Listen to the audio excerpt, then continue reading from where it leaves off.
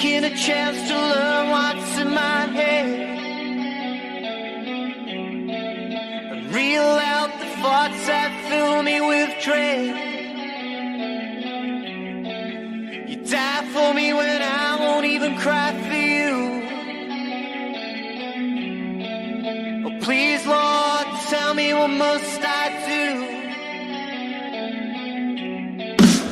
Ticking out a page each day from the letter you wrote to me. A book of lies that I despise, but with your animosity.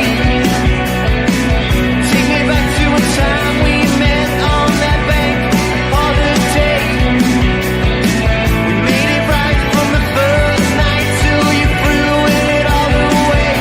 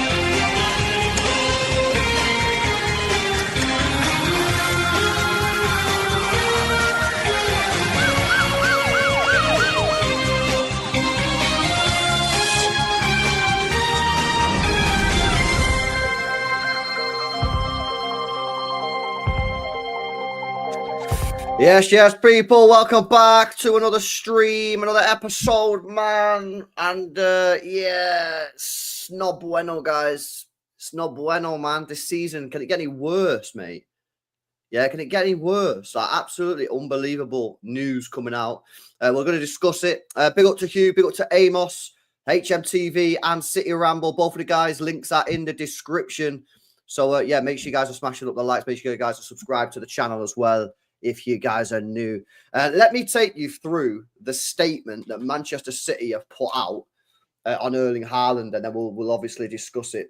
What this means, how long is he going to be out for? Because I think it's a mad worded statement. I think it's a shit statement, but we kind of discussed it a little bit off air. We sort of got a bit of an idea. So this is what City put out at 8 p.m. Man City can confirm that Erling Haaland has suffered an injury to his left ankle. The Norwegian striker sustained the injury during Sunday's FA Cup quarter-final victory away at AFC Bournemouth. Erling underwent initial tests in Manchester on Monday morning and will now seek specialist consultation to confirm the full extent of the injury. Assessment remains ongoing to ascertain a full prognosis. The expectation, this is where it gets weird, the expectation is that Erling will be fit in time to play a further part in the remainder of the season, including the summer's FIFA Club World Cup. Everyone wishes him the best recovery. What do we think this means, lads? Because I can't lie to you. I think this is a properly madly worded statement. Is he out? Is he out for the Premier League? Hugh, talk to me, man. What do you think they mean here? I don't really get what this statement's all about, man. It's not very conclusive, is it? Or at least that they're not making it conclusive. But I think people will draw up their own ideas as to what the prognosis is. I mean, they probably felt their hand was forced a bit to make some sort of a communication after when it was public that Haaland left in a boot yesterday. So I understand that they're trying to get something out there, but when they say he's going for specialist, was it assessments and that kind of thing, and they think he'll play this season. Look, my good feeling is that if we get to an FA Cup final, they'll try and wheel him out for that one. But as far as the remainder of the Premier League goes, how many games is there left in the Premier League? 5, 6, 9. Something like that. Is it 9? Yeah. He probably won't see him. So look, it's a blow, man. It's a blow, but I'm sure we'll talk about that. But like, I don't know what the statement means, man. I'm not gonna lie. No idea what they're on about here.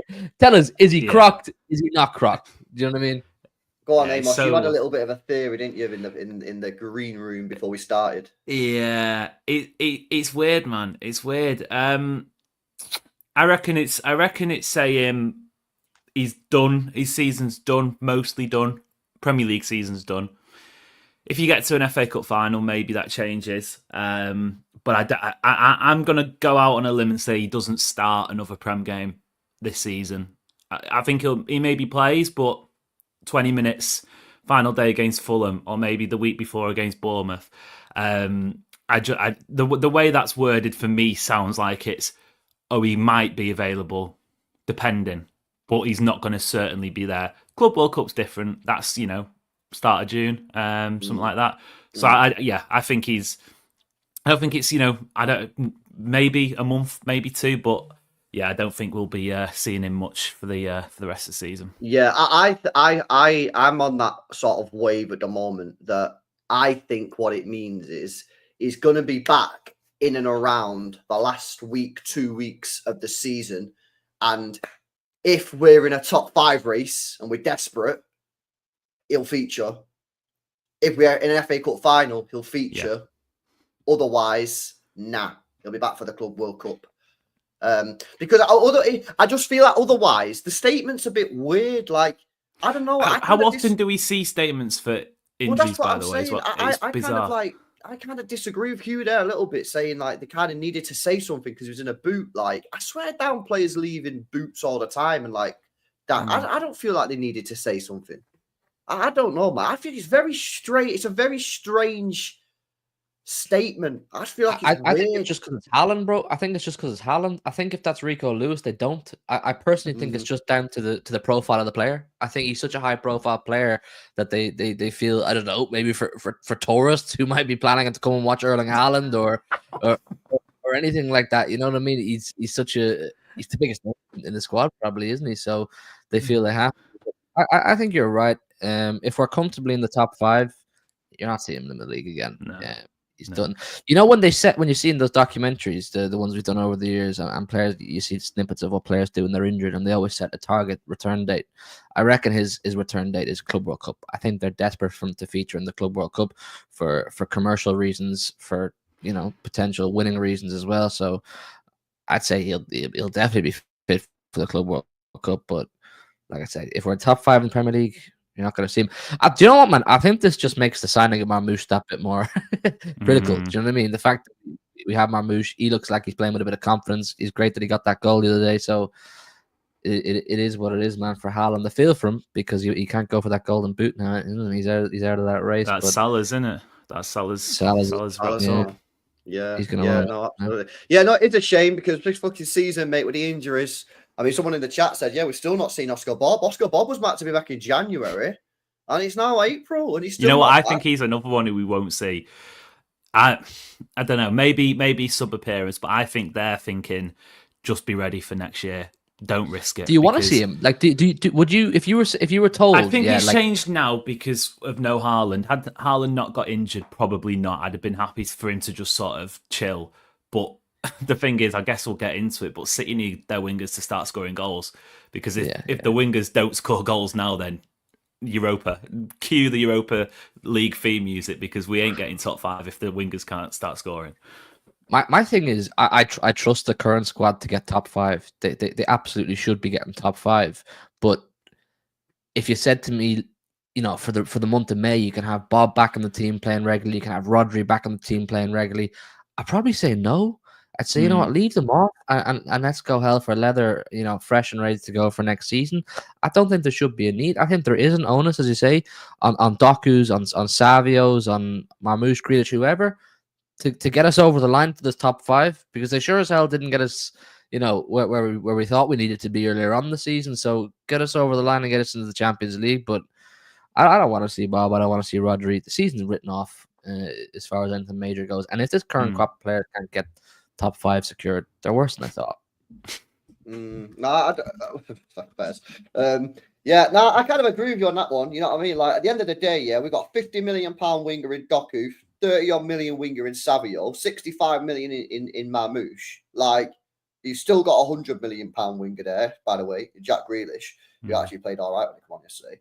Like, I'm sorry, the bar is extremely low here. Yeah, we're asking for 5th. I'm not asking for the title, lad. Yeah, I'm asking for 5th. And if you can beat Forest and get me to a final, that'd be nice as well. But get me 5th. You know what I mean? That's like, the expectations are low here, man. I'm not being funny. If these guys can't get, like Hugh said, if these guys can't get us 5th, mate, then we need to have a serious conversation about whether these guys are good enough. Because there's been a lot of talk about our wingers, Savio and Doku. Yeah, and there's been a lot of debate, and there's a lot of people protecting them. You know what I mean? And I've protected them quite a bit, but if these guys can't chip in and get us to 5th, mate, then we might have to reassess the situation and go, are you actually good enough? Because we want to be winning for the title next year. Do you know what I mean? So, it's a bit of a madness. I'm actually looking forward to seeing Marmoush be given a bit of responsibility now. I think he's done okay since he's come into the side, but the pressure's on now, isn't it? Like, Pep's going to carry him to going to get him into a room tomorrow and be like, yo, we need you now. Like, this is what we bought you for. This is why you get paid the big cash. Haaland's out for the season. We need you to, to propel us and get us 5th spot, mate.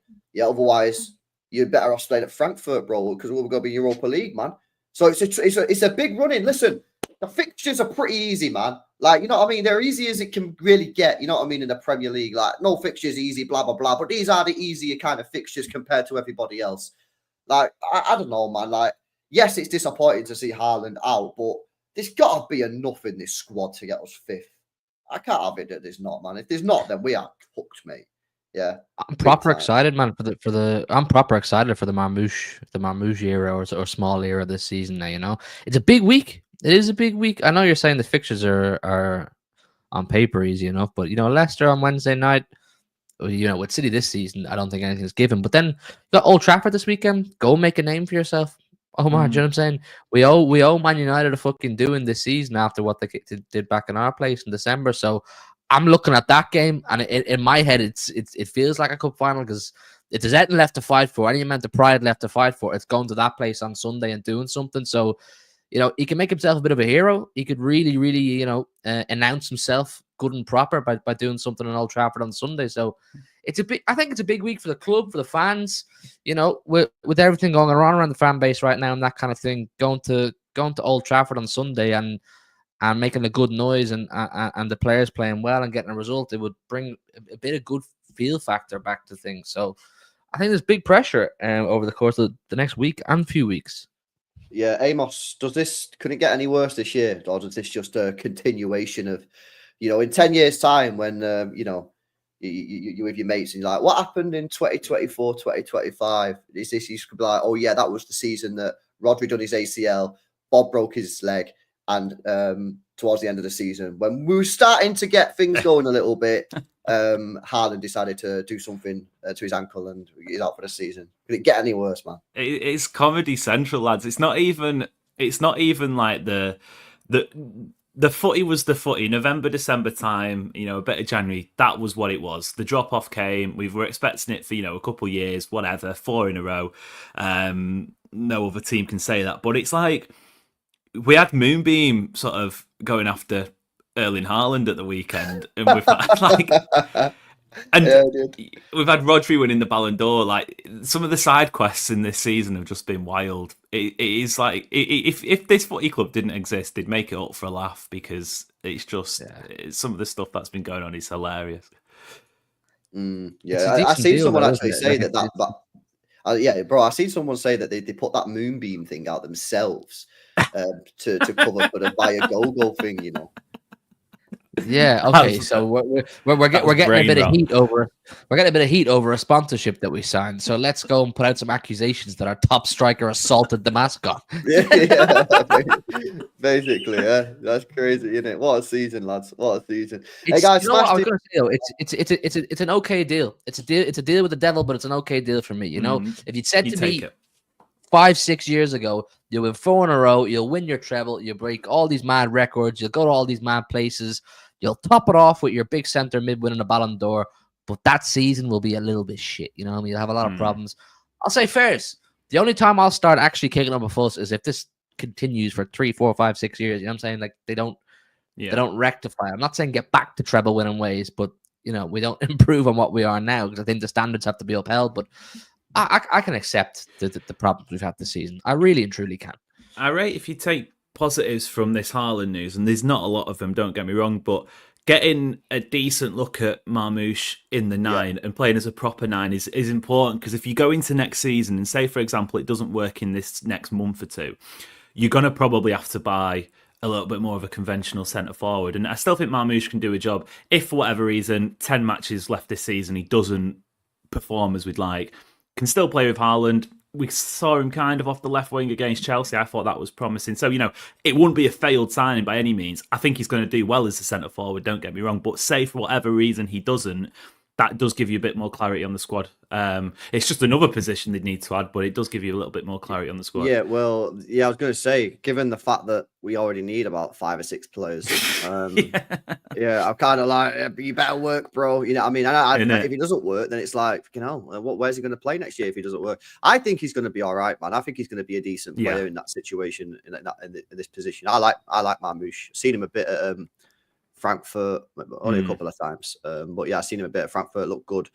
And he takes shots as well. He actually shoots to the point where I think some people might think he's a bit greedy at times. But yeah, we'll have to see how he gets on, man. But again, I'm with you. I can't wait to see him be given a proper run and a proper test. And you know, we've seen other strikers in the past be in this situation. I remember when Jesus was here with Aguero, and Aguero got injured, and Jesus had 9 games in a row that he started and didn't score a single goal. And that was the moment that you were like, yeah, he's not going to be able to do that position, you know. And so this is an opportunity for Marmoush now to step in. And like Hugh was saying, you know, he's got an opportunity now. Yeah, it's a massive week. If he can score a couple goals on Wednesday, score a goal on Wednesday, get a win, and then do something at the weekend against United, bang, his confidence will be sky high. The City fans will be loving him. And, you know, we can move, you know what I mean? And we can probably think to ourselves, you know what? We can finish strong this season and maybe we can go win that cup even without Haaland. But, you know, it's a where do you guys stand on I seen someone tweet, I can't remember who it was. Might have been Nabil, actually, from City Report, say, with this injury now to Haaland, our wingers are really going to have to step up now. Have to. And score. Go on. Yeah. Talk to us about that then, boys. Well, if not, where did the goals come from, basically? It is simple as that. You know, we're talking Stuart Pearce sort of level of just even Mark Hughes sort of 0-0 draw, no goals, 0-1, something like that. Because I'm trying to think off the top of my head. Doku's last goal, I think it was Ipswich. Savinho's last goal, was it Club Brugge in the Champions League? Grealish, fucking Salford, I think. Who else? Foden. Jesus. You know, De Bruyne, he scored against Plymouth, didn't he? You take Salford and Plymouth out of the equation here. And when was the last time these boys scored? You were talking like the 1 or 2 occasions this year, 2025, this year. It's just, yeah, Brentford. Someone said in the comments, Brentford for Foden. He got a couple there, didn't he? Yeah, they genuinely have to, because if not, it's bleak. It's really bleak. I'm looking at say Doku, and I'm saying, mate, I'm bored making the point and having the conversation that when he gets his end product, bring your fucking end product. Show us that you've found some end product, because, as you say, there does come a point, and we're at that point now. We are. There's no Erling Haaland.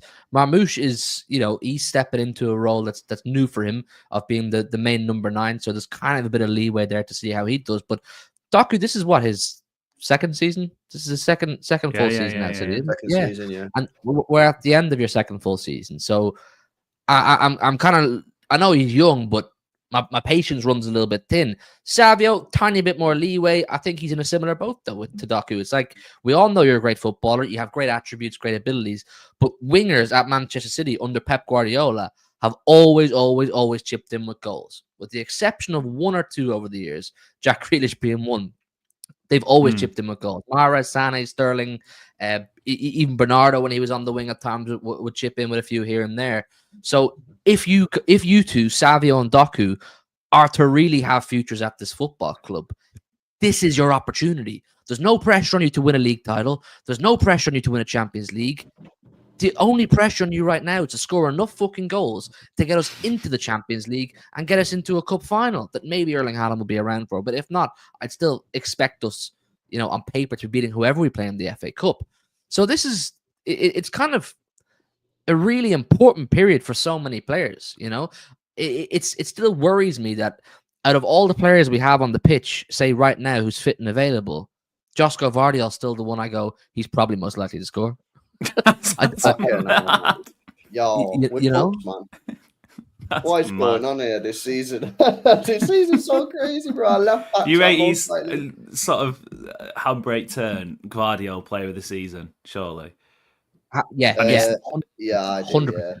It would have been him or Haaland for me. But yeah, agreed. Haaland's now out. It's probably going to be Guardiola. Yeah. Yeah, someone's just mentioned there as well. Funny, if you look at the numbers this season, Nunes is one of City's most productive wingers. That's fact. Well, I've seen someone on Twitter already say, "Real talk, we should play Nunes on the wing again." And I think I'm sorry to say, is there an argument that we need to play Nunes? Because if I was to say to you, yeah, throughout the period of the season, who's been our best winger in terms of like a patch of form? Yeah, it'd be either Savio left wing when he had those 4 or 5 games left wing, or it'd be Nunes left wing. Agreed. Yeah, agreed. Probably, yeah. And again, that's not pretty good. mad. No, it's not good. No, it's not good. Let's get this real, okay? Let's be clear and concise about this. You can make your complaints about being entitled and, you know, privileged all you want. That is not good. That's not a good position for anyone really in the league. That your new 20-year-old Brazilian winger having a small period, or your kind of utility player Mateus Nunes, they're your two best performing wingers of the season. Like there's a real obvious problem there. So that's why I'm saying, look, Nunes, I don't know about you, bro. We'll see about you in the summer, but Savio, I do have hope for him. I really do. I think he's got unbelievable ability. I think technically he's a joy to watch. I just need to see him start putting the ball in the back of the net. If he can start chipping in with 10, 15 GNA, if he could make that every single season, I think that's decent. 10, 15 goals, by the way. Would not you GNA. stick?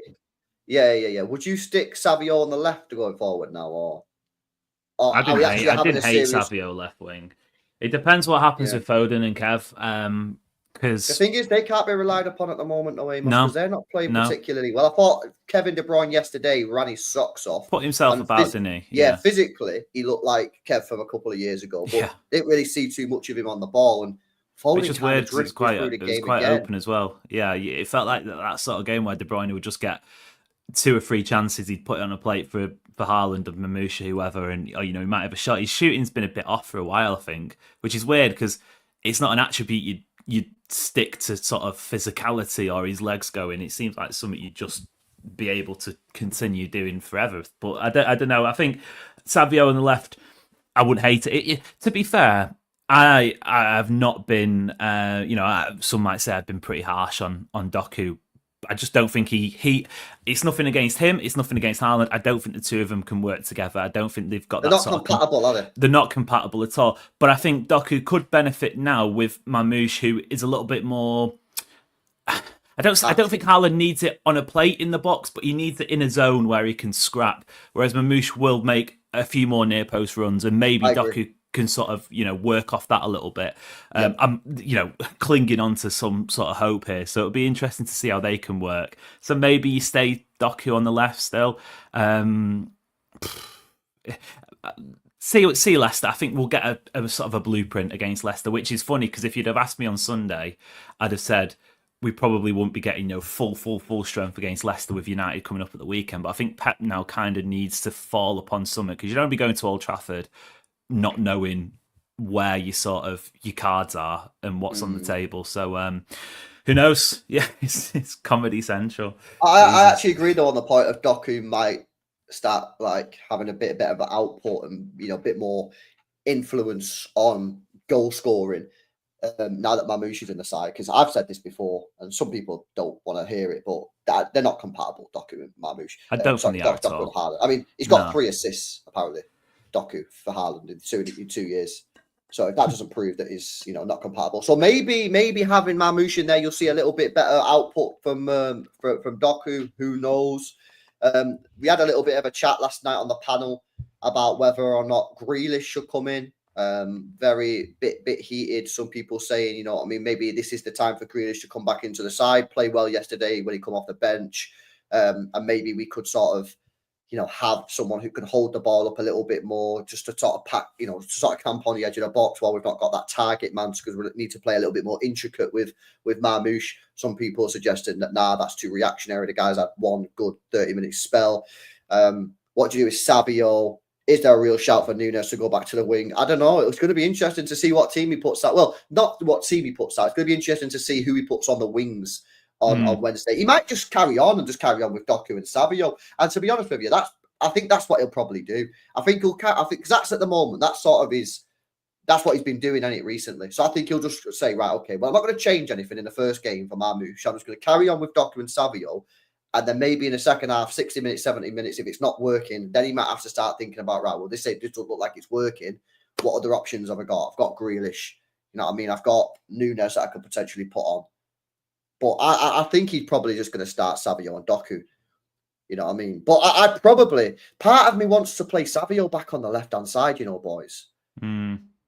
Because Savio, for me, I go, what's his best attributes at the moment? Taking players on and getting into a situation. But when he's on the right, he can't shoot, man. His shooting's not on. So, when he was on that left-hand side and he was whipping those crosses into the box and stuff, I just feel that it might be worth putting Savio back to the left, putting Doku on the right and just telling Doku, take your man on, get across him with your strong foot. And then you've got just put 2 players then just whipping the crosses in on the strong foot rather than try to cut in on the weak foot all the time. I don't know, man. I just don't know if I like Savio out on that right-hand side, and I'm not sure if I like Doku out on the left or what's switching me. Yeah.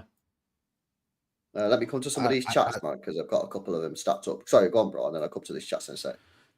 I don't know. The winger choice is really hard to pick right now. You know, like if you're gonna go for that sort of crossing thing, who are you crossing to? You know, Marmoush is. We don't have exactly a big target man anymore in there. I think it's gonna go down. He's gonna go down the route of build up play again. You know, really being methodical. And maybe Jack Grealish is the man for that. Like you say, maybe this is his last chance saloon, or maybe he's already gone. I don't know. As far as I wouldn't hate that. What winds me up though is when we get Grealish on one side, and I know City won the treble with it, but it was a very sort of specific moment in time when City had that box build up with John Stones, and they could be a little bit more methodical. But Grealish on the left and Bernardo Silva on the right in this day and age is just dead. It's just like, yeah, exactly, and it's like when Doku and Savio play on left and right. You don't have enough balance with that, and you don't have enough sort of creativity with the other. It sounds so simple, but surely you just have a Doku or a Savio, and then a Grealish or maybe a Bernardo or a Foden or something like that. That really does sort of, because it seems like we only see Grealish nowadays when he's playing with Bernardo Silva on the opposite side, and he doesn't need that sort of that protection on the opposite side. Bernardo Silva's another one. He was my head was a little bit hot watching him on Sunday. What, you didn't think he played well? Some people thought he played well. I saw some people put on the timeline saying, I thought, to be fair, I thought Gundogan and Kev had the best game in a while, but with Bernardo Silva, it was just, I know he came out and he had them comments, didn't he, saying that he's getting a little bit pissed off with people, making the age comparison, blah, blah. I just think and it's nothing against the guy. He's put literally every single thing he has into this footy club for the best part of a decade, but his legs had disappeared. And how many times in that second half did he punt it forward? I thought I was watching a rugby game. Yeah, I see him do that a lot. I thought it was pretty mad with his comments after the game. I ain't going to start like cooking the guy, innit? But I did think that, bro, are you seriously trying to tell me that having a nearly 35-year-old Gundogan, 33, 34-year-old Kevin De Bruyne, you're in your 30s, Kovacic is in your 30s, and you're trying to tell me that that's not an issue? Like, okay, you know what I mean? Like, I'm not trying to cook the guy because he's a legend and that, but like, Bray, come on, man, what are you doing? Let me come to some of these chats, man. They've been stacked up here. Big up to LB. It says, percentage of goals does Haaland score for City? I'd say this season, 50%. In the Prem, what's he on now? 21. We've scored 55 in the Prem, it's probably goals. about 35, isn't it? He's scored 55 goals in the Prem. And he's what? Yeah, he's got 21 this season. So just under half. Yeah.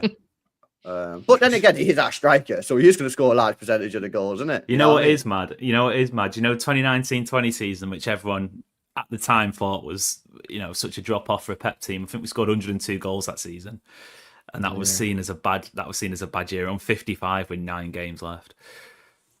Mate, this season's just been a shit show. Defensively as well, our defensive numbers are terrible. But anyway, we all know that. Big up LB, big up to Tyler Reese, member for 3 months, says we will play better without Haaland. I don't believe that, but let's pray we get top 5. Well, listen, there are a lot of people who think we played better with Haaland. I actually did think we played better yesterday without Haaland, to be fair. But let's see. There's a lot of people out there who say we played better without Haaland. So you're going to be put to the test now. That theory is going to be put to the test, because that's what people have been saying. We'll find out. I did actually think yesterday that was true. I actually did think we played better without Haaland yesterday in terms of our overall build-up play. It helped the control, didn't it, in midfield when it felt like Gundogan was just about sort of getting to his last legs and Kovacic came off with him. It certainly helped sort of solidify City a little bit. It's different though if you've got all of the ball. Leicester will be. Genuinely, I think if you were to pick a team to play against, that'll be the perfect one, because you expect City to have a lot of the ball.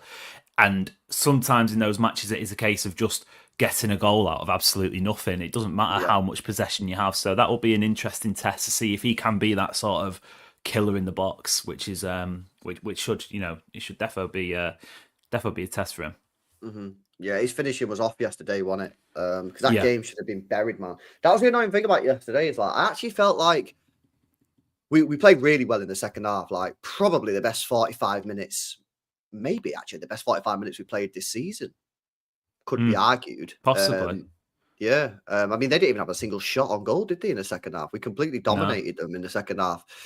First half, I felt that we was not amazing, but okay. But obviously, we did create a few opportunities. Haaland went 1-on-1. We had the header that he probably should have done better with as well. Penalty is what it is, isn't it? Penalty, like, kind of hacked it a little bit. But yeah, but like the scoreline didn't do it justice, which is kind of mad, really, because in the game that me and Hugh actually, funny enough, did the watch along on, where we lost 2-1. That score didn't do them justice because they absolutely fucked us that day. And in the end, we probably should have got a point because Haaland hit the post right at the end. Do you know what I mean? But it was weird because the games were very. I was actually pretty disappointed with Bournemouth yesterday from like a non-City point of view. Yeah, they just couldn't match that intensity second half. Because it was weird. That first half was bizarre. City should have been 2-0 up at the break, but if you'd have told me if I'd watched that game, I don't think City deserved to have been 2-0 up at the break because they managed to create the clear-cut chances, didn't take them, but it felt like Bournemouth had another level to go. The weird bit was in that second half, they dropped off 1 or 2 levels. They just, and I don't know whether or not it was obviously the change of Nico O'Reilly adding some legs that can actually move certainly helped, but no Kirkes and no Dean Huyson maybe, but I'm not buying. I don't think you add them to that necessarily changes. No, because Soler did all right, innit? Soler at left. Yeah. Obviously, I just think they just couldn't match that intensity for 90 minutes. Anyone in the Argentina under 20 squad, I'm just like, yeah, he was baller. You know what I mean? I was so desperate, for Soler to play well yesterday, just so I could be like, yo, where's Echeverry, man? Because people keep on telling me that Echeverry's too young or not big enough or not physical enough to play in the Premier League, even though he's been playing fucking in River Plate, And as soon as I saw Soler on the starting line, I was like, please fucking don't drop a stinker. Because if he would have dropped a stinker, everyone would be saying, this is why Echeverry can't play. You know what I mean? It was shit on me. So, I thought he did all right, Soler. And that proves the point that Echeverry's ready. We will come on to Nico O'Reilly before we finish off with transfer talk. Big up to Tyree says, you can't have serious conversations with Savio this season, in my opinion. I agree to a point, because for me, I always want to give a player, especially the winger, because I think the winger is the most technical position in the squad for City. You know what I mean? Like, Pep is so, like, fucking mad on that position. Like, you got to do this, you got to be there, you got to do blah, blah, blah, blah, blah, blah. You know what I mean? I think it's the hardest position to play in many respects, that winger position. So I'd give him a year. And I actually think he's done okay. I just think his finishing's trash. I think if his finishing was better, he'd probably have about 10 goals. And everyone would be sitting there going, fucking mint first season. If you actually analyse his actual play, forget like the end product, he's played really well, but he needs to improve that shooting, innit? So, hopefully that will come next year. But I think he's done okay. You know what I mean? I think he's done okay. 9 Prem assists in your first season under Pep's nothing to be ashamed about. Man. That was good. That's he's quality. played well, Amos. He's played well. The way he's played, he's been playing really well. He's had periods of good form, periods of bad form, exactly what you'd expect from a 20-year-old Brazilian who's, joined City for the first time. It's just that finishing. That finishing's the only thing that I'd say that has been disappointing from you, because you played well, but, putting the ball in the back of net from 6 yards when you're on your strong foot, cutting on from the right, that should be easy goal. That Mahrez finishes all the time. So improve that, which I'm sure he will, and then he's going to be a player. I think Savio, in a couple of years, I thought it'd come a little bit quicker. When we signed him in the summer, I thought maybe this season, maybe next season he'd be there. I think maybe 3 seasons, like not next year, the year after. I think he's going to be like, but he's only 20, he's still so young. And the thing is, he is defo compatible with Haaland. We've seen that already, which is a good thing, because we need players that can service him. Yeah, no, absolutely. He's probably played a lot more football than he should have or expected to this season. I think his minutes were probably going to be divided up in some sort of percentages between himself and Oscar Bob. But obviously, if Oscar Bob's out for the season, not a huge amount you can do. It was similar to Doku last season. I think Doku played a lot more football than he expected to last season, and I think the fact that he played a lot of football last season means there's a bit more pressure on him this season to be that bit more mature and have that bit more influence on the team, which is why I know people talk about Doku and Savio. They're not really in the same bracket for me. I know they're both very young. Savio's that bit younger, but I think there is that bit more pressure on Doku, who is here that bit longer and has played a lot more football than Savio. I mean, just for, maybe you've done this before, LB. I remember Mahrez's first season. he didn't rock the place, if I No, remember I correctly. thought it was shit in his first year. I was calling him a fraud. Yeah, Mahrez, like there were shades of the Savio sort of feel to him. I think you could see he was a terrific footballer, and we kind of knew he was class from Leicester anyway. So it was a bit weird when he came to City, and it wasn't like, where's these screamers from outside the box? But you could definitely see the technical ability, like you can see with Savio. So I don't know, with Savio, like I have a lot of hope for him, but with Doku, I'm like, mate, come on, you need to start giving me something here. So we'll see. Yeah, but with Doku's because Doku's going into his third season next year, right? So he needs to start performing at a higher level. The problem that Doku has, and I completely agree with Amos, right, is I just don't think he's compatible with Haaland. And if you want the data, the fact he's got 3 assists, or I think it's 3 or 4, 3 assists for Haaland in 2 years. If you want to tell me he's compatible, you tell me I'm chatting shit first, right? I don't know what I'm talking about, but I'm telling you, he's had 4 assists max for Haaland in 2 years. Now, considering Haaland plays pretty much every game, that's shite. So I don't necessarily think Doku's a bad player. Yeah, I think he's like, I've never seen a player take on defenders like Doku. Unbelievable. But for some reason, it doesn't end up with the ball in the back of the net. Well, Now, I I've do said think that's a coaching issue to a part of that, because I've said before, why is Haaland always at the back post when Doku's crosses are always going to the front post? Why is I someone think not it's telling even Haaland less to do that? assists. I think it might just. I think it might be. I think it might be one official, because he had that one against Spurs which didn't go down as an assist, because it. To be fair, it looked like it was going out of play and it took a deflection. I think Ipswich is the only time on transfer market anyway. It's only coming up with one. One assist. I grokked it and Grok said like 3, I think. Right. So the point is, it's not a lot. Either way, it's like, splitting hairs, isn't it? Yeah. People. I don't know. I've said before. I don't know if Doku is what the future of Manchester City needs. You give Haaland the 9.5-year contract. The team's going to be built around Erling Haaland, and rightly so. And whether Doku likes it or not, we know for a fact that where Haaland positions himself in the box and gets service, he's fairly lethal. So if you don't like hitting the back post as the winger, it's kind of tough shit, because the striker is the most important man here. I'm not going to lie. So I don't know. Like we don't even have, maybe Doku probably would have been a lot more compatible to previous City teams, when we had a lot more box crashers and oncoming midfielders who would really make their presence felt. Like Gundo in the treble season would have done quite well with Doku, because he was always near post runs, late from outside the box.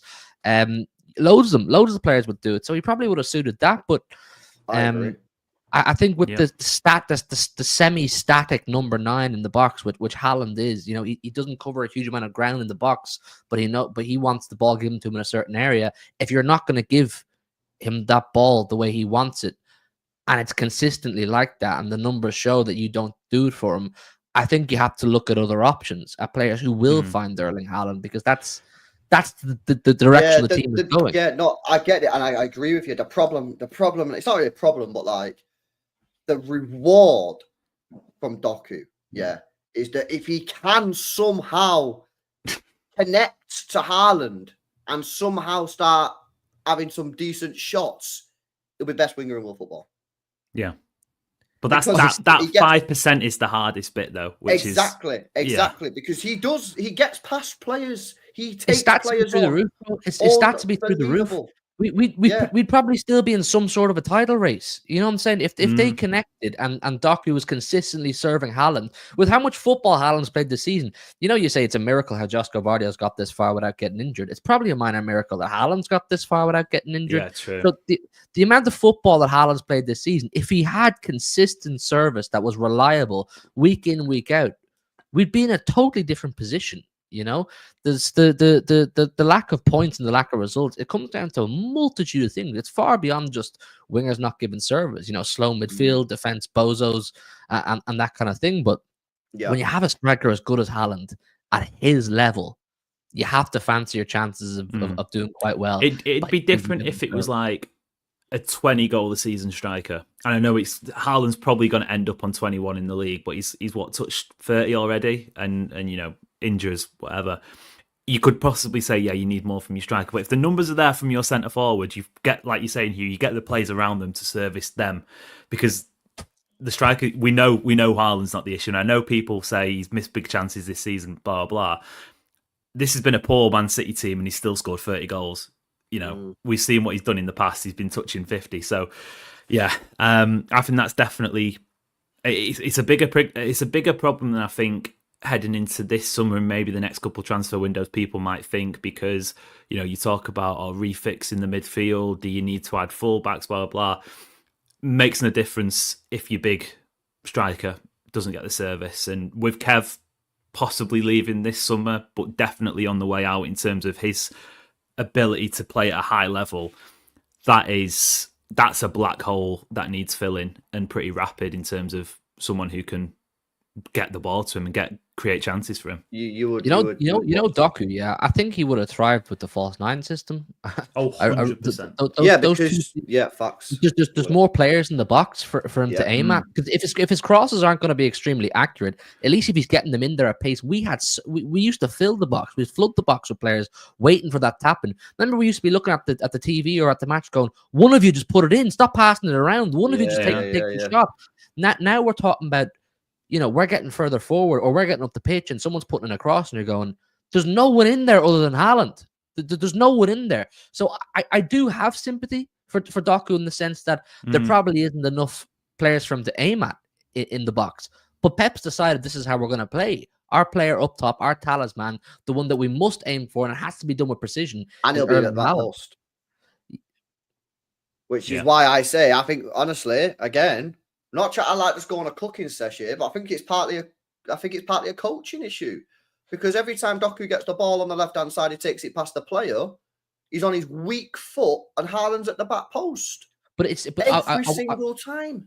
I want to cut him some slack, because I don't want, like I said, I want to add to your point. I don't think it should be a cooking session, because I appreciate a lot of Doku's attributes, but Haaland not getting service isn't just Doku. It's not just Doku. We don't see that service from the midfield anymore, and we can all talk about the reasons behind it, whether it's age, whether it's legs going, whether it's hunger. I don't know, but those back post runs Haaland makes. 2 years ago, we saw it routinely. De Bruyne would pick him out at the back post like an arrow. He'd get it straight to him. You just don't see that anymore. Even do you reckon Foden's ever got that in his locker? Obviously he's not got it now, but do you reckon ever? Just that sort of back post pick out that he does to that Kev does to Haaland? Because if that, for me, is one of the big question marks over Phil Foden's future. Will he end up being this sort of inverted winger, or can he genuinely step up and play as a attacking midfielder, even as an 8? Because whatever reason, I'm not convinced those two are necessarily on the same wavelength yet. Which, what now? 3 seasons in? I don't think Foden's compatible. Like you wouldn't say he has FIFA term green link with anyone as such. And I think that's more of a Phil Foden problem. Nothing to do with his ability, nothing to do with what he can be when he's on form. For me, I look at Phil Foden and I just think he has a lack of identity. Week on week, he doesn't know if he's here nor there. He doesn't know what his primary function in the team is.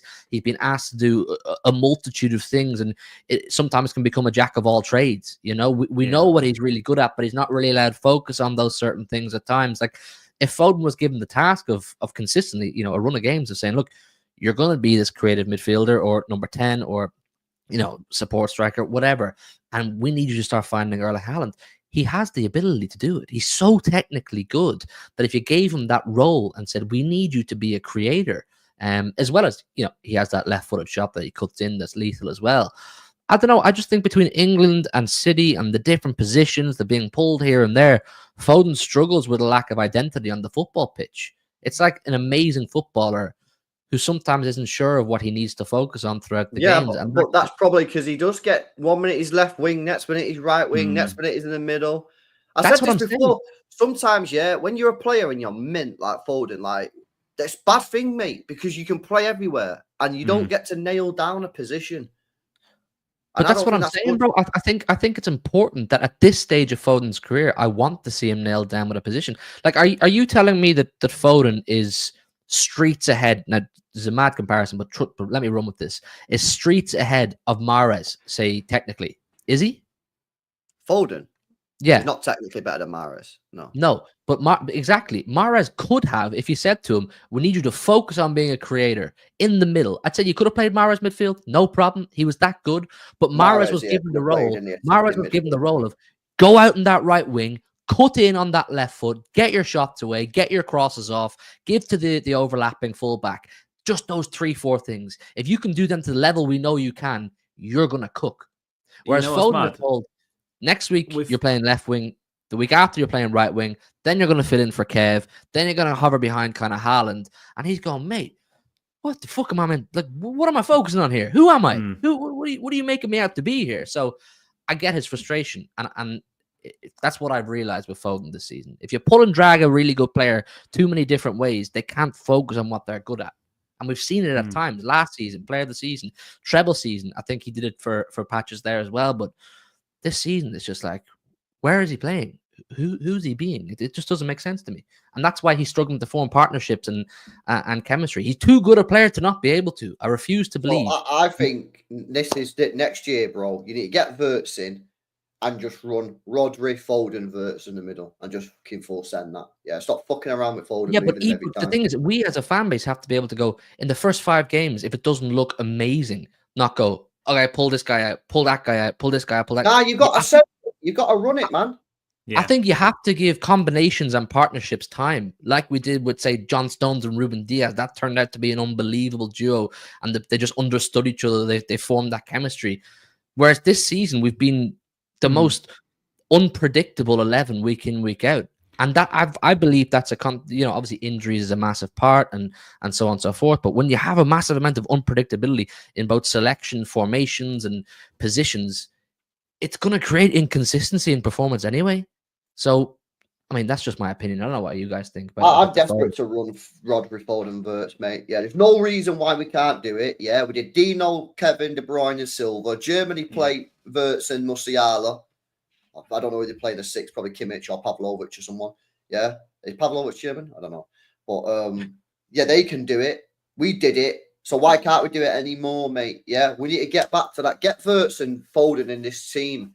Get them in the middle, and let's start full sending it, man. Because having 2 defensive style players in midfield for me, it don't work no more. Because every team that we play nowadays, they sit back. They're all well drilled defensively. You've got to have more than just one creative player or one attacking player in your midfield. So for me, get Wirtz in and get Foden, Wirtz, and Rodri in that midfield. And then people say, what will you do with Nico Gonzalez? What? We don't have a bench anymore? We don't have squad rotation players? Well, as you say, bro, if he's good enough, he'll play.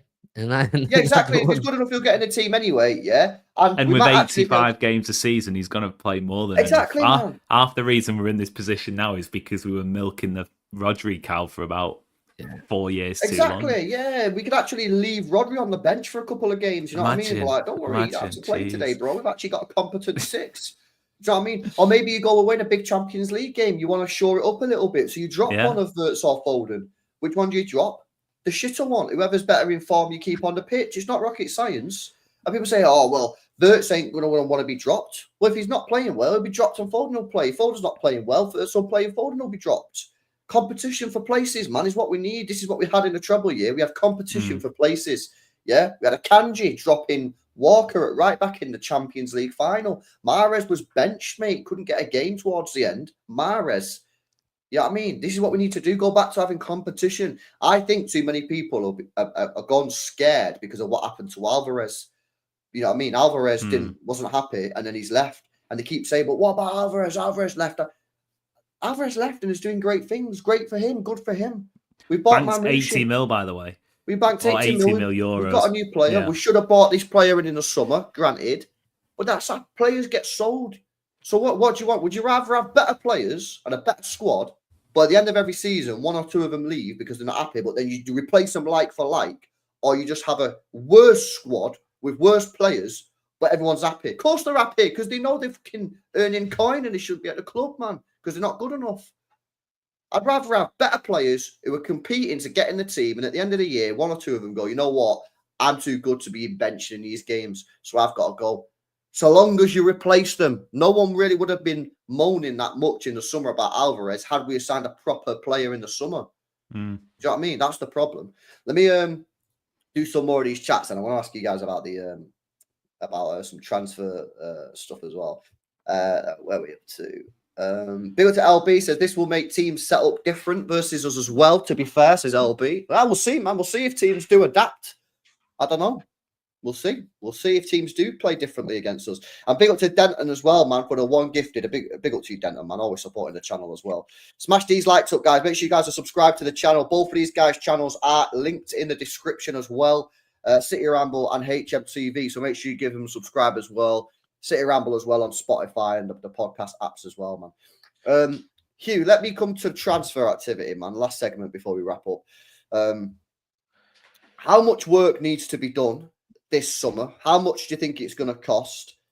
What are the key positions that we need to do, and which positions are you not sure on? That's one that I'm going to have to write an essay for, bro. That's one of those Grok it, AI it, bro. questions that you get AI in this situation, isn't it? Let me whip up Chat GPT and can you just repeat that for me one more time, please? What do you rate Chat GPT will say City's most important transfer position they need to fix is? I don't know. You know, are you gonna do it? Should we ask it? You do that. I'll do Grok. You do Chat GPT. What are you asking? Let's ask it the same question. What are you saying? Tell me what Manchester City's most important piece. Most important transfer. I reckon it should fucking say set piece coach. Yeah, it's just a new mascot. Get moving, God. That's another fucking court case for Lord Panic we got to pay for. I know. Yeah, no. What do you call it? Transfer target for the summer. Tell me what Man City's most important transfer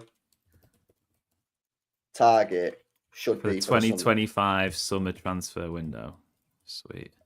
Okay, right. Let's go. I'm doing Grok, and Amos is doing Chat GPT. Right, I've got mine up here. Here we go.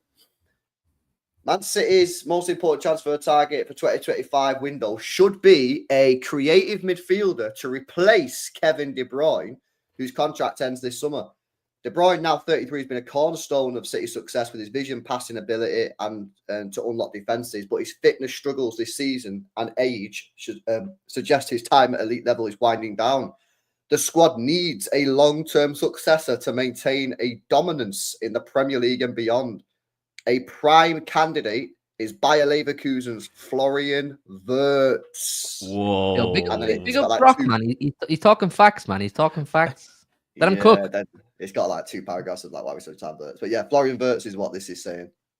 Go on, Mossy. We've got something similar. Blah blah blah. Some absolute waffle. These developments indicate that Manchester City should be actively seeking to bolster its midfield options in the summer transfer window, with Musiala and Wirtz identified as primary targets. So AI saying Florian Wirtz. Yeah, AI saying Wirtz, chat. AI is basically saying our midfield sucks. So if AI can see it and we can see it, City, surely you can see it.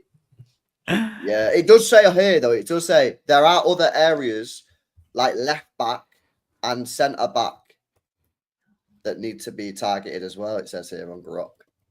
I back the centre back show. Yeah, I definitely back the centre. It's actually suggested Jared Branthwaite from Everton. Yeah, well, I mean, I think he's got 1 year left in his contract. He's probably going to leave, innit? And there was rumours that apparently he does want to leave. He wants to leave this summer. He's quite injury prone though, Branthwaite, though, isn't he? Yeah, he's had a few. Yeah, he's had a few. But like, do you just risk it, innit? Yeah, on the basis that he won't be under as much physical demand at Manchester City as he will be where he is, you know. Well, you could argue he might be under more because at Everton, does he not just sit there and in his box heading his shit away? Whereas at City, he's going to be pushing up to halfway line, he's going to be sprinting back. Yeah. You could argue it could be the other. I don't know. It depends how it goes, isn't it? But at Everton, he has to wrestle people like Haaland. City doesn't. That is true. Now, for me, right? Oh yeah, go back to the question then, Hugh. What business you want to see City do this summer, man? Big dog, creative midfielder. Yeah, absolutely, 110%.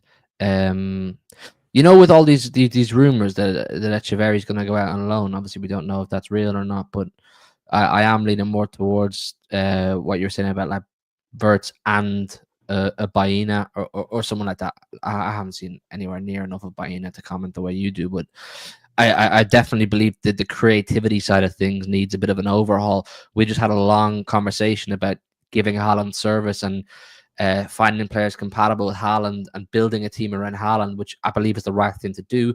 I think you have to go and find players who have the attributes and have the accuracy in their ball playing to find Erling Haaland. So big dog creative midfielder, 100%.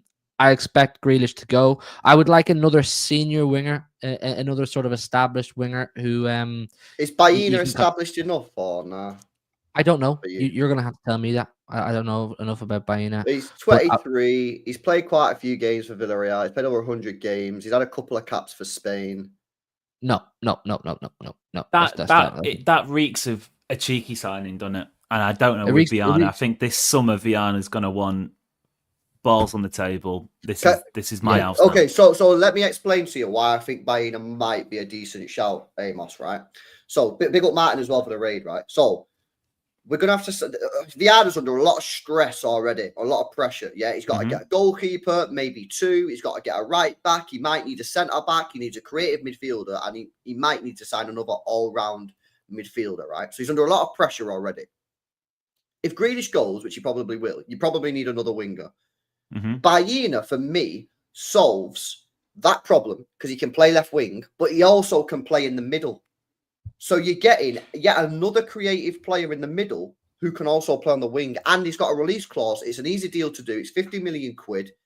He is experienced, and I just feel for me.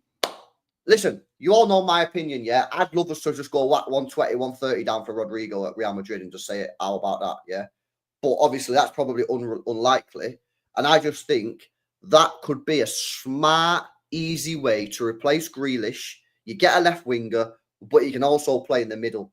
And I just feel that that's a smart move. On top of you get Verts as well.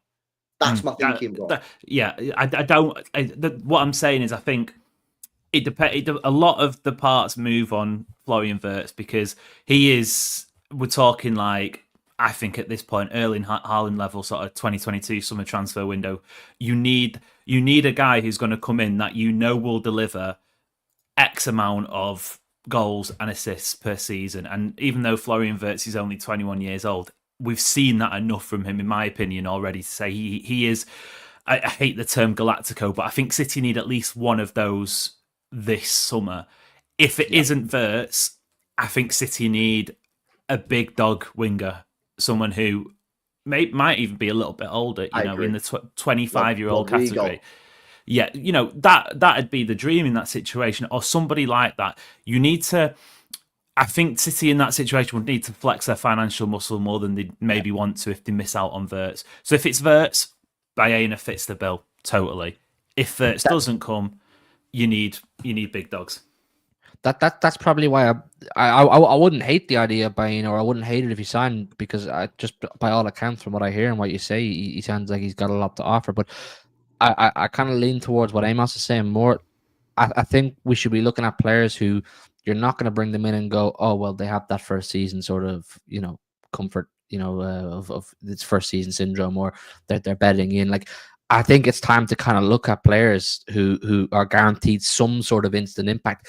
There's not many Florian Wirtzes in the world, if any, other than Florian Wirtz, who are going to give you that literal guarantee, the way Haaland did and Wirtz might. But I think you do have to go slightly older than maybe what Baena is, 26, 27, more established wingers who have a pedigree and are going to bring in a certain amount of goals that we're missing. Because if we're talking right now about the wingers we currently have and you're unsure really of what their GNA is going to look like over the next 12 months, doesn't fill me with a lot of confidence. I would like a winger to come in who you go, he is going to get assists, he is going to get goals, and he's going to fill that gap that's been massively missed this season. I think you have to look at what have we missed this season, what mistakes did we make leading into the season that have led us to be where we are. So big dog creative midfielder, Wirtz will be mega, but I just have a funny feeling he's going to Bayern.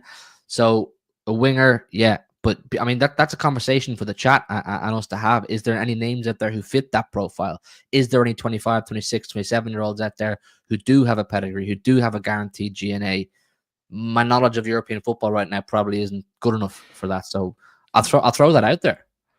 I'll hit that with you. You don't have to go far.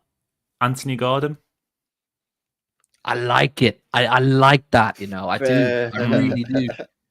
I do. That'd be another £100 million fucking left winger who's English. Would it? I mean, it depends a lot on what Newcastle do European wise, because they've got Conference League bagged already. If they get Champions League, they will not. I don't think they'd have to sell, because yeah, they'd be all right. They'd have bank. I think the Newcastle owners would fear losing Isaac more, and you're talking Arsenal, Liverpool, and probably other clubs in Europe will go after him heavy. If you can slip him, I don't know, £70 million offer there, that maybe, because Bruno Guimaraes, I don't think he's going to move either, and I don't think City need him to move. And if you look across, maybe Liverpool would want to play like that. I'm not too sure they'd spend the money. So I don't know, just name. It'd be tasty though. I'll throw one out there as well, and I've wanted him for a long time, and I think he's just so perfect for City.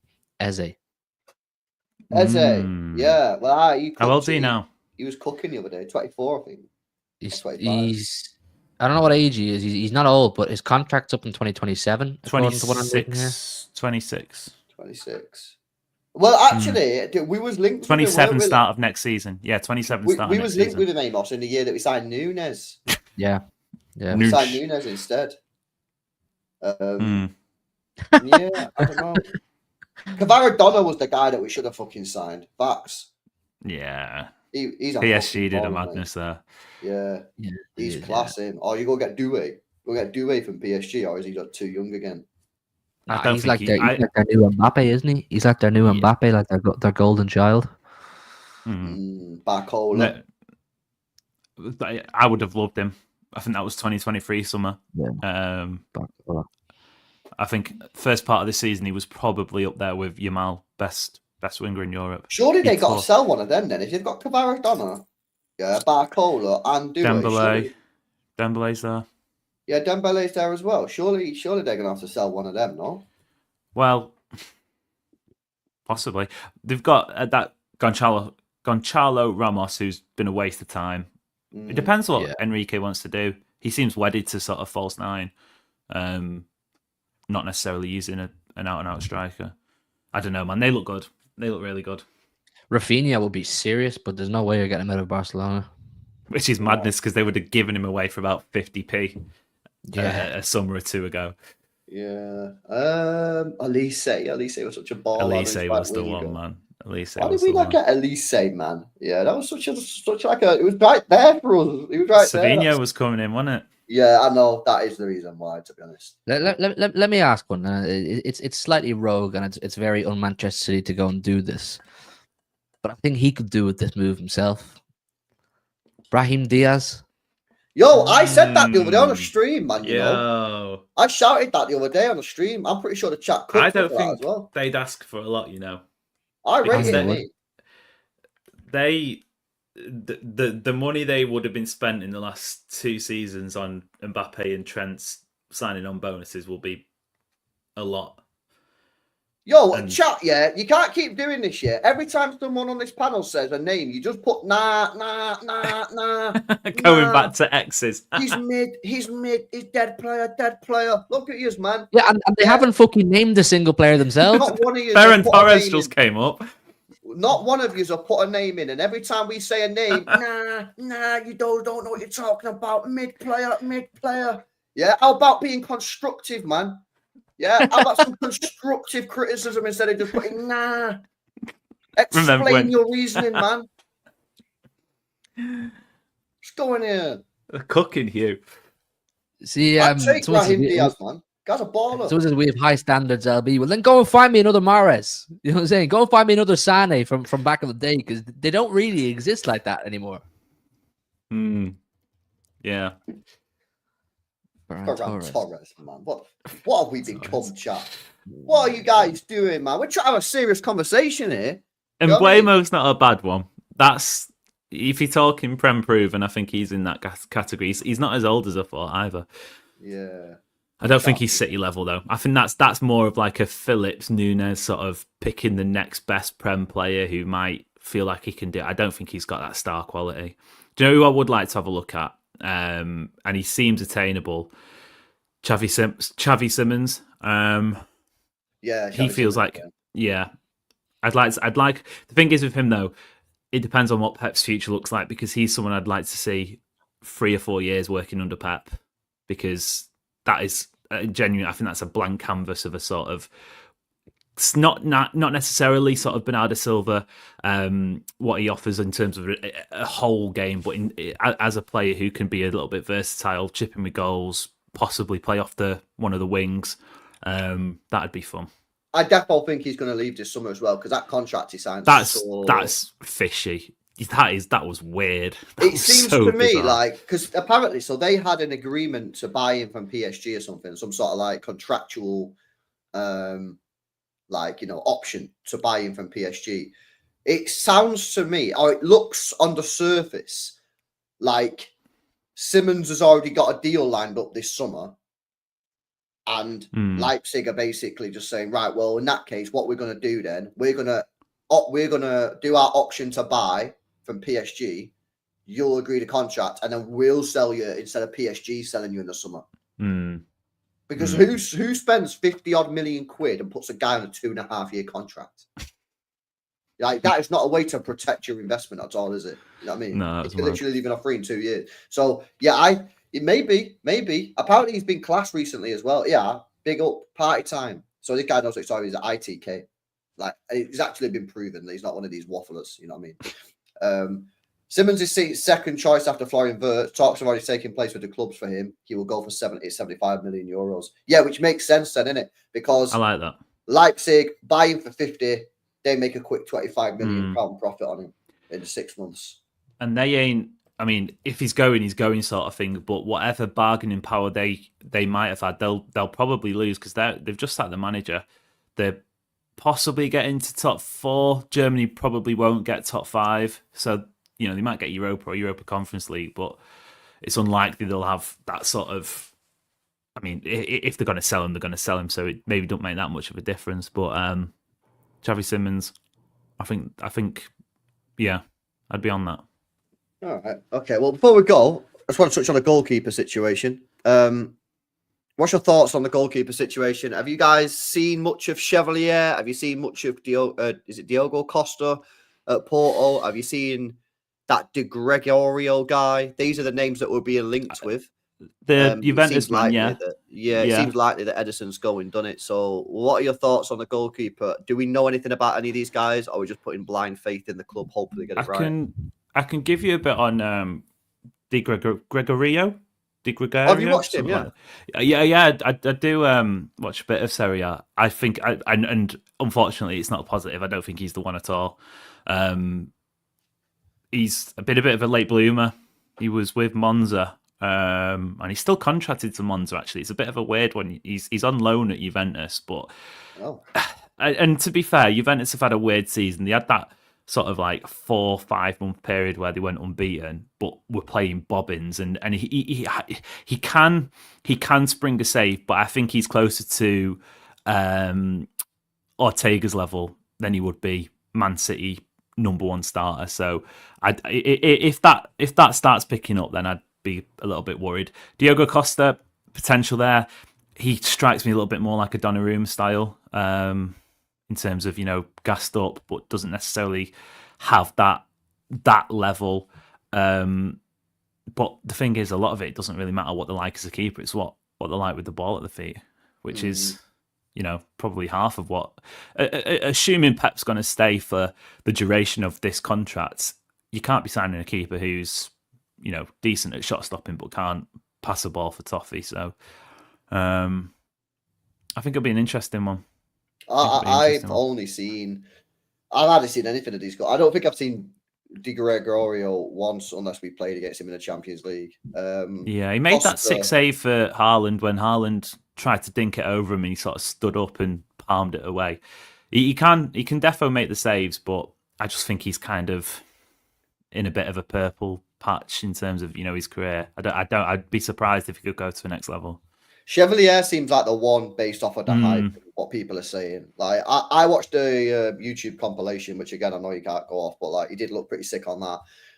But then people said he was really good when Lille played Dortmund. Dortmund in the Champions League, yeah. He made like I think it was a quadruple save or something. Yeah. Like just madness. I think I was doing like some sort of stream at the time, and the chat were like, "Yo, LB Chevalier just done a quadruple save, man." I was like, "Yo, this guy's cooking." But apparently, I think PSG want him to replace Donnarumma, so that could be quite interesting. But he's only 23 as well, so if he is the guy, then he could be here for like 15 years, man. If he is the one. We'll see, man. Hugh, anything to add on the goalkeeper situation, bro? I want Mark Bynan from AC Milan. That's Do you really? What? Yeah, I do. Yeah. Guy, sorry, I don't rate him. I think he's mega. I don't think the goalkeeper market is that good right now. I haven't seen any of those guys except the Costa guy. And whenever I've seen Costa, he's been stinking. It's just maybe one. Did you watch the United game earlier in the season? Oh, I did. That's the only time I've seen Costa, and he was garbage. Conceded to Harry Maguire. Yeah, he made 2 errors in the game. He was trash, and that was the only game I've ever seen of him. And people go, "It's only one game." I know it's only one game, but that's the only thing I've seen. Here we go.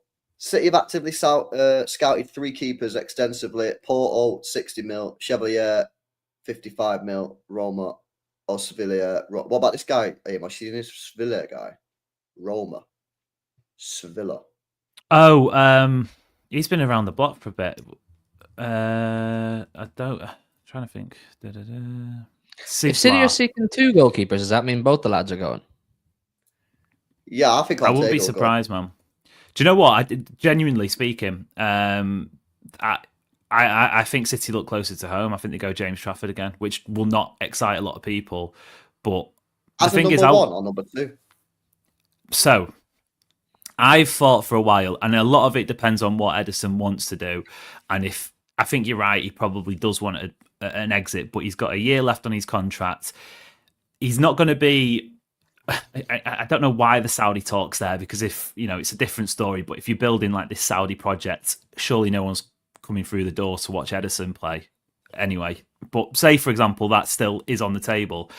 It's going to be on the table in a year's time, because is Ederson just sort of early 30s? He's not going to be washed. Yeah, so 33, 34, whatever, you're probably still going to be able to go Saudi.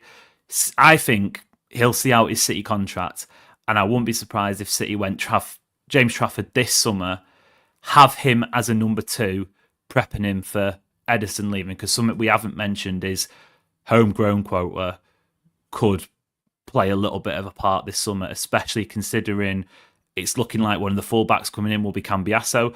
One of the fullbacks going out will be Kyle Walker. So there's a flip that you need to do in another position.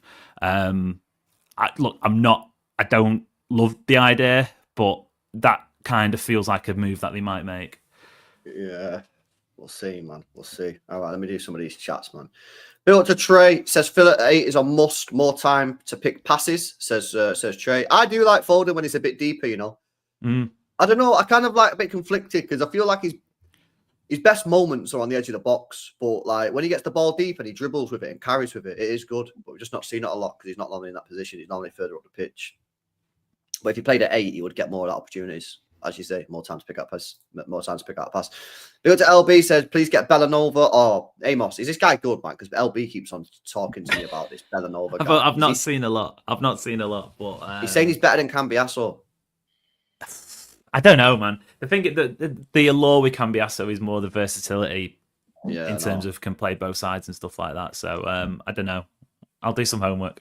All right, okay. Come back next week, LB. He also says Kvara and Elise was both 60 mil. Kvara, Haaland, and Elise. That would have been fucking unbelievable, wouldn't it? That would have been actually unbelievable if we would have done that. But hey up. Tyree says, how about this? Oh yeah, that was before. Yeah, little fucker. LB says Turkey. Yeah, I seen the Turkey thing. There was this. Everyone was hyping Turkey like 2 years ago. Then it went dead, and now everyone's just hyping Turkey again. You see him against, was it the England under 21s the other week? No, I didn't see it. Was he good? Filth. Was he good? Apparently, this guy's like unbelievable, but apparently he's the also thing is, like a trouble yeah, causer or whatever. yeah, I don't think big clubs will take that risk. Or at least I don't think Prem clubs will take that risk. You know what? It probably reeks of United because I was that's going to kind say of Spurs. Spurs. Come on, I said big clubs. Oh, first. Oi. Hey. 1 second. Let me play the clip, man. One minute. I know it's not like straight away, so it's a bit dead. But 1 second. Let me play the clip. This is so shit.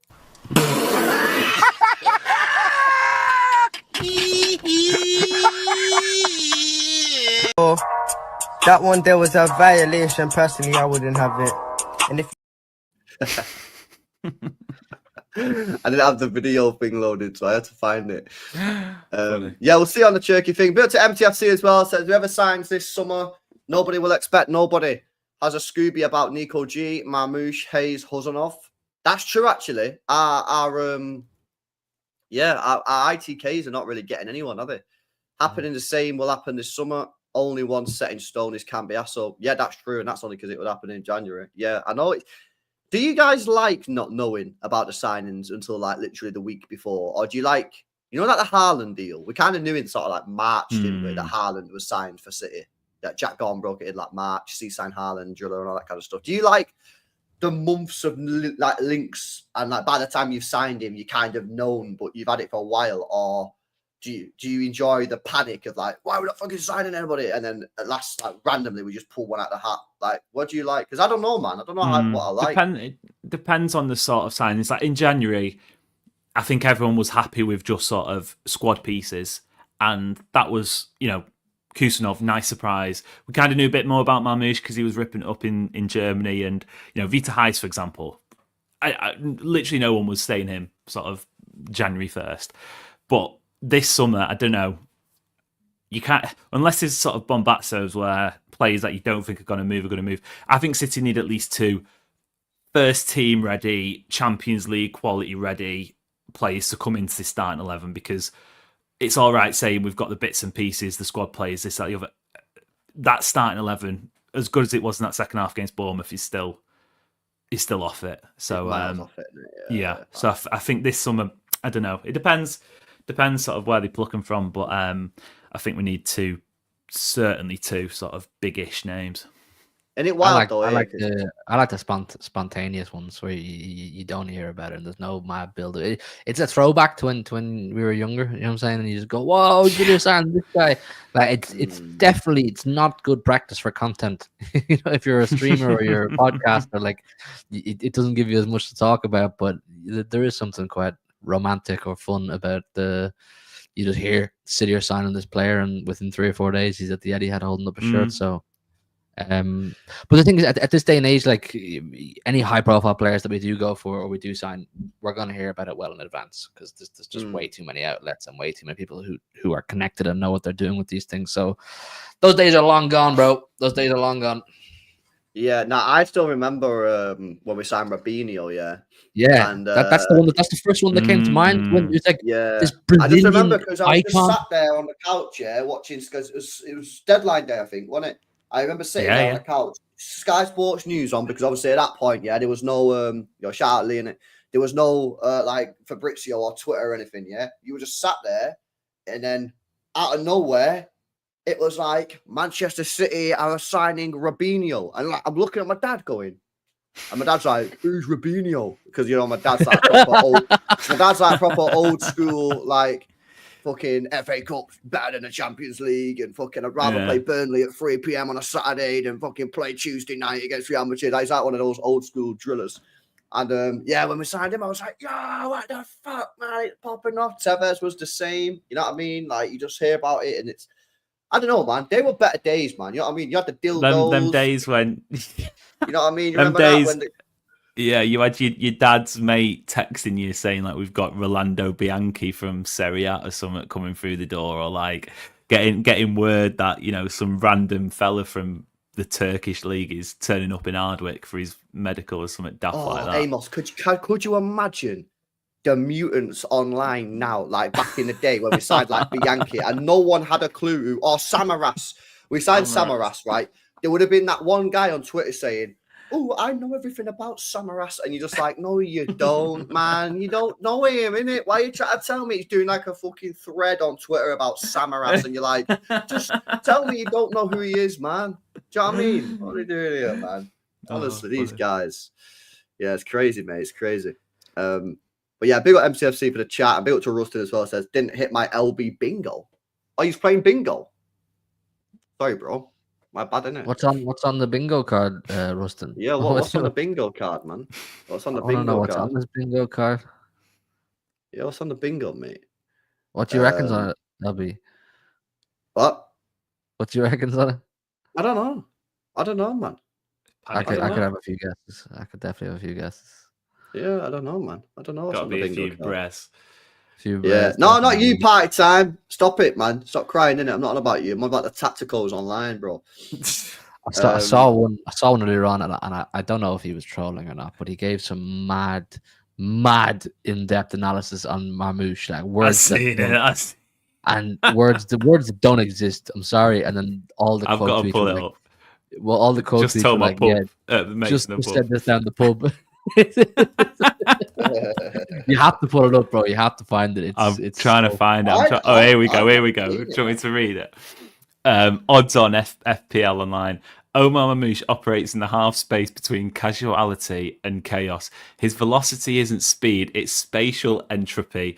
He doesn't run behind the defence. He quantum leaps into the unoccupied expected threat zones, disrupting vertical compactness and destabilising low block temporal integrity. Integrity. Good analysis. That's the kind of stuff we say here on a week-to-week basis, you know. What is you waffling about, man? Just put the fucking fries in the bag, bro.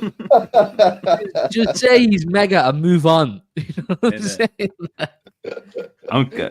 He quantum leaps into unoccupied expected threat zones. Quantum leap. Quantum leaps is up there with when the Arsenal fans were going on about field tilt. It's just a made-up fucking the field tilt one. Nah, that's crazy. Have you seen the deserve to win-o-meter? That's I see it. heavy. Lee speaks of like all the time, the deserve to win-o-meter. Like, I've done that before where like you come away from a game and you're like, oh, we deserve to win, man, to be fair. Like, yeah, of course. But to do a actual like diagram. You're not going on Photoshop and putting it up after that though, are you? Deserve to win on mute. Oh my days. Now that is actually wild, man. That is wild. It takes the fun out of football, man. That shit takes the fun out of football. Like, fucking hell. Just complain you've lost. I'd rather you complain about decisions not going your way. You know what I mean? Like, fucking get on with it. Well, I'm muting. According to Babs, Arsenal have explosion players. Explode. It's just crazy, isn't it? You know what I mean? It's just some madness. Like the way. I think all the analysis that can be done on Twitter has already been done. So everyone's looking for new words and new ways to like come across as I know what I'm fucking talking about. Yeah, I analyzed the game properly. Like I should be on fucking TV talking about this, like field tilt, explosion players, and quantum leaping. Quantum fuck off. I don't. None of these coaches speak like that though. This is the thing. No one's sat in a dressing room or analysing a game with the football is even at the professional. It's a semi-simple game. You know. There are fine margins. There are fine margins, but not. You take it too far, man. 100%, mate. Like at the end of the day, football is a mad simple game, and it like put the ball in the back of the net, mate. Yeah, like and at the end of the day, like you can do the tactics and stuff, but it's gone way too like technical and way too sort of like fucking extreme. You know what I mean? And it's just like, oh man, you don't need to do that, innit? You know what I mean? And like you say, I don't think. Well, we've seen the documentaries and shit of like Pep. Pep ain't there on Champions League final saying, right, you need a quantum leap into this position and blah. He's like, he just, bro, this is the truth, man. He does what all managers have done for all the time. He's speaking with passion, innit? You know what I mean? Like fucking slamming shit around, writing stuff on the whiteboard. Fucking do this, blah blah blah blah blah. He ain't sitting there talking nonsense, man. Funniest one age actually, the actual one who is actually like that is fucking Arteta because he gets his light bulb out and he's like, hey, I want to connect the light to the light. He's fucking weirdo, mate. He probably would do that, to be fair. Yeah, he's a weirdo, man. The thing is, there's too many people who are trying to make a science out of football. Like make it more complicated than the people who actually know what they're doing. Like, I want to know what Lee means here. Please get this up. How many zone 14 touches and ribs or dibs does Marmoush? What's zone 14? Like, who says these things, Lee? Coaches, they say you can split the pitch up into different zones. Like if you go into a zone 8 or a zone 9 So that for me, is the perfect example of taking it to the extremes, right? Because for me, I have 3 zones, yeah? Defensive zone, midfield zone, attacking zone. That's it. That's it. Yeah. But then what happens is people go to the extremes then and they start going, yeah, but what about this zone of that zone of this zone? And you're like, nah. Like, why are you overcomplicating things for, man? You got your attack, you got your midfield, you got your defense. 3, that's it. And you could actually argue and say, fuck the zones, because the team needs to play as a team, press as a team, defend as a team. And therefore, it's just one massive zone. It's just mad, man. This is what I'm saying. Like, I feel like, you know, we got some like tactics. We got all this stuff coming to the game. Like, you know, we started talking about it, and then that was cool. And it actually was pretty cool, yeah. But then they just took it way too far and gone way too extreme with it, you know? Yeah. Too many nerds, man. Stupid. Stop killing the game. Stop killing the game, Pep bro. said it yesterday. He said tactics are good and stuff and whatever, but if you've not got the passion, you've not got the heart. This was like a pretty much a literal quote from Pep yesterday. I mean, it makes a difference. Yeah, and you know what as well, right? People never listen to Pep when he speaks about that, yeah. Because Pep says it all the time. Yeah, people always say to Pep, I hear in press conferences like, oh, like, how come you're so good or whatever, blah, blah, blah. He goes, because I've got the best players. Yeah. It's not rocket science. You've got the best players, yeah? And play with passion. It's the same principles as 30 years ago, mate. Do you know what I mean? Like, I reckon, yeah, to be honest with you, if you actually compare like what Fergie was like to Pep, there's probably more similarities than there are differences. I reckon the way that they manage the players is probably very similar. Yeah. The way that they coach and speak to the players is probably very similar. Obviously, they both have their own tactical setups and that individual to each guy. But I don't know, man. I just think it's gone way too far now, isn't it? Like that sort of stuff. And people are overcomplicating it. You know what I mean? And yeah, it's just a bit dead, man, to be honest with you. Yeah. Like bring me back the individuality in the games, man. Where's Ronaldinho at? You know what I mean? Bring me back the basics of football, man.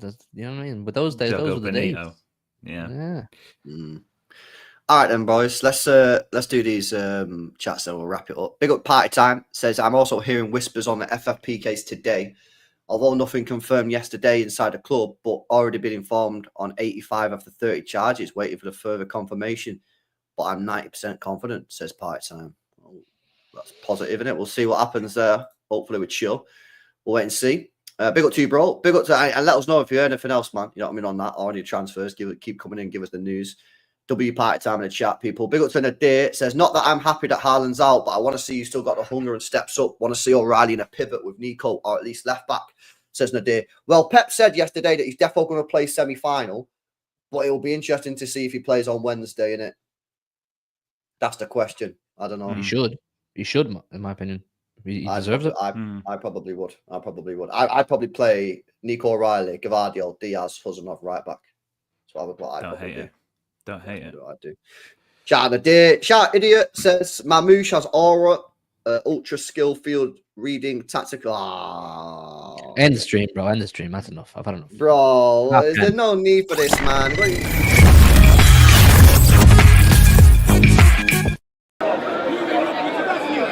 Whatever the British and the government's got against us, it must be serious.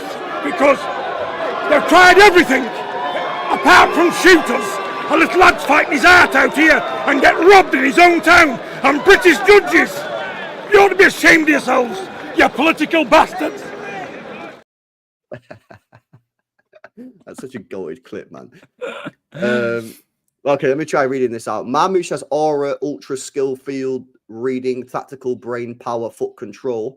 The only one cooked here is Haaland after that diabolical, horrendous, poorly played, ill-timed, out-of-form game, says professional idiot with the 10. I don't actually think he's ever sent a normal super chat in, this guy, you know. Speaking about it yesterday on the channel, man. He's never actually sent us a normal chatting. Is that everything? Oh, big up to LB. He says, can we quantum leap into next season, please and thank you. Yeah, man. I'm game for that, innit? I'm game for that. All right, then, boys. Big up to you, man. Hugh, what you saying? What's going on the channel? Nothing at the minute. Busy as hell with work, so I've been struggling to find the time. You've been but grafting, innit? I've been I saw that grafting hard, did man. Bulls get beat the other day? I seen they were playing on, was it Friday? Yeah. Fridays, isn't it? Got beat. Bro, end the stream, man. End the stream. I'm not talking about that. Bro, I'm being deadly serious. I'm trying to be friendly here, innit? Ask Amos, man. He's going to the game on Friday, and I'm not. He's more of a Bulls He fan is. than me. That is commitment. That's commitment. Did they get beat last week? It got beat. Yeah. 2-0 home to Galway. Is it so? I thought the season ended. Nah. What? Started. No. So when Just I come over with you, then started in Feb. You came to the last home game of last season. The last game of last season. oh shit, that was back in like October, wasn't it? November? November. Yeah, November. Yeah. No way was that yeah. November, man. It feels like it was like last week or something. That's crazy. I need to get back over, man. Come over with Amos one of the times, man. He's never out of this place now. I can't get rid of Yeah, him. no, I will. I'll Basically definitely come live over. him.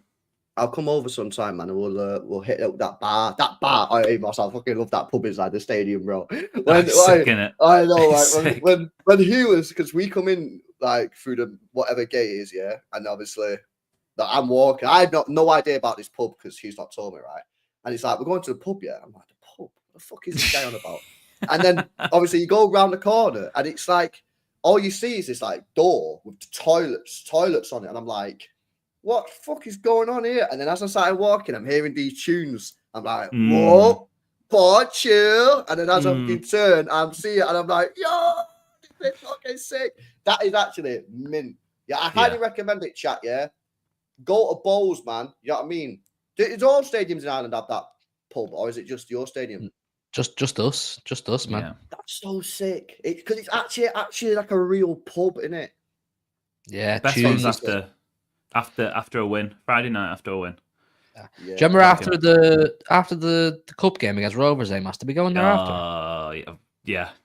It's filthy. Yeah, fuck. It's incredible. Mental. Yeah, we'll get over, man. You should come over and vlog it or some shit. LB, it's good crack, man. Yeah, I know. I don't know. Amos loves a drink. I see he sent me one of the videos of you hanging outside the window or something. Like, Oh yeah, man. What have you? Man. About 5 o'clock in the morning, Amos. Missed the flight the next day.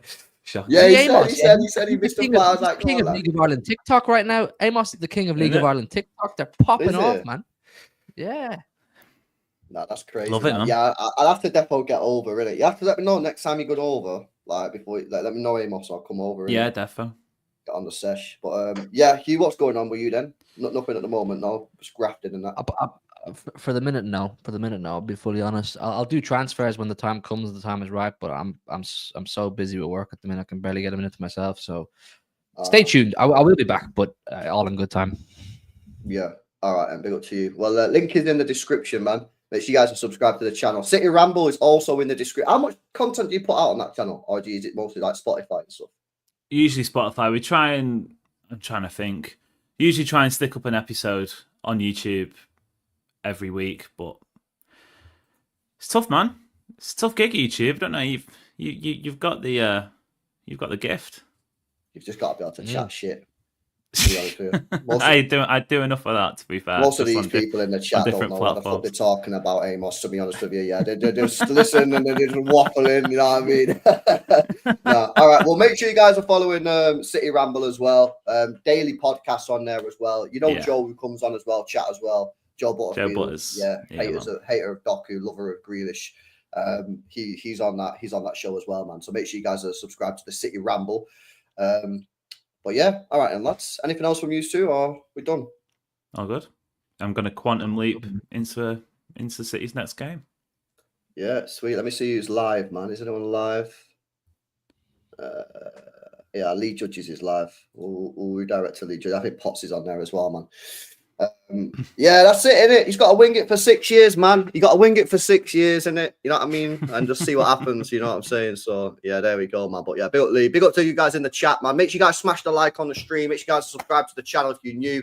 I did do Elbins this morning. Myself and Nobbins was on the show this morning at 11. So if you want to go watch another stream, go check that one out. But if not, I'll send you over Judges with Potsy and that. So yeah, big up to you. Smash the like, subscribe to the channel. Back tomorrow. See you in a bit.